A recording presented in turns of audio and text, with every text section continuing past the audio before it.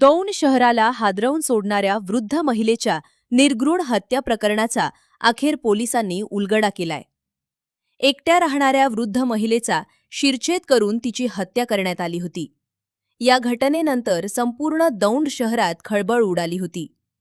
मात्र दौंड पोलिसांनी आणि स्थानिक गुन्हे शाखेने तपासाची चक्रे वेगाने फिरवत या प्रकरणात 2 आरोपींना ताब्यात घेतले.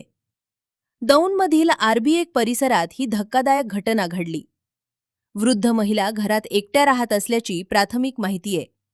महिलेचा निर्घृणपणे खून करण्यात आल्यानंतर या घटनेने परिसरात भीतीचे वातावरण निर्माण झाले होते. या प्रकरणाचा तपास दौंड पोलीस ठाणे आणि स्थानिक गुन्हे शाखेच्या पथकांनी संयुक्तपणे सुरू केला. तपासादरम्यान पोलिसांनी विक्रम अल्हाट आणि प्रसाद चव्हाण या दोघांना ताब्यात घेतले. पोलिसांच्या माहितीनुसार दोन्ही आरोपींनी गुन्ह्याची कबुली दिल्याचे सांगण्यात येत आहे.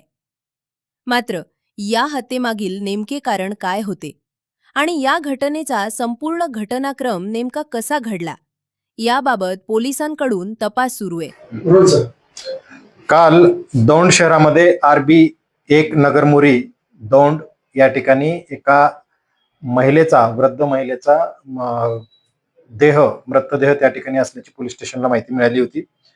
पोलीस स्टेशनने त्या ठिकाणी जाऊन खात्री केली असता सदर महिलेचं वय अंदाजित 70 वर्ष वय होतं. तिचं नाव सुमन किसन शिंदे असं त्या महिलेचं नाव होतं आणि तिचा शिरच्छेद करून मर्डर करण्यात आलेला होता, खून करण्यात आलेला होता.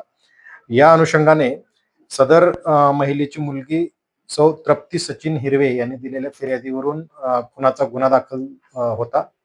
अज्ञात व्यक्तीने अज्ञात कारणासाठी सदरचा झालेला खून या शोधाकरिता, यातील आरोपी शोधाकरिता पोलीस स्टेशन आणि स्थानिक गुन्हे शाखा यांनी 2 टीम नेमलेल्या होत्या. या नेमलेल्या टीमने त्या परिसरामध्ये वेगवेगळ्या लोकांकडे जाऊन माहिती घेतली असता यातील इसम जे आरोपी म्हणून आम्ही अटक केलेले आहेत त्यात विक्की उर्फ विक्रम धनराज अल्लाट आणि प्रसाद बाबूलाल चव्हाण वय वर्ष 26 आणि 20 हे 2 आरोपींना ताब्यात घेतलेला आहे. त्यांनी गुन्हा कबूल केलेला आहे.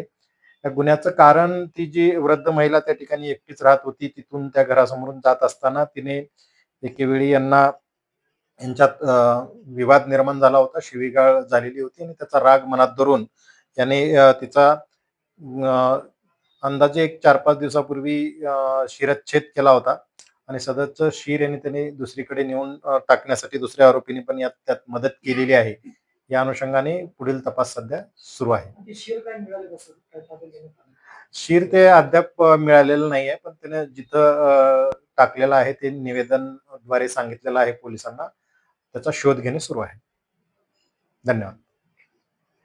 अपर पोलीस अधीक्षकांनी दिलेल्या माहितीनुसार पोलिसांनी या प्रकरणाचा तपास वेगाने पूर्ण करत संशयित आरोपींपर्यंत पोहोचण्यात यश मिळवले. मात्र या प्रकरणातील आणखी एक धक्कादायक बाब म्हणजे हत्येनंतर महिलेचे शीर अद्याप पोलिसांच्या हाती लागलेले नाही. पोलिसांकडून शिराचा शोध युद्ध पातळीवर सुरू आहे. वृद्ध महिला आणि आरोपी युवकांमध्ये काही कारणावरून वाद झाला होता अशी प्राथमिक माहिती समोर आली आहे. याच वादातून रागाच्या भरात ही निर्घृण हत्या करण्यात आली का?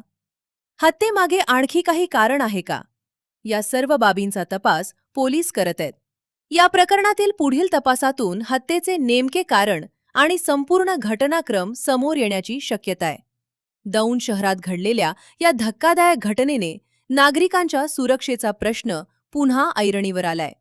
पोलिसांनी 2 आरोपींना ताब्यात घेतले असले तरी या प्रकरणातील सर्व बाबी तपासानंतरच स्पष्ट होणार आहेत. या प्रकरणातील पुढील अपडेटसाठी आमच्या चॅनलला सबस्क्राईब करा, व्हिडिओला लाईक करा आणि ही बातमी जास्तीत जास्त लोकांपर्यंत शेअर करा.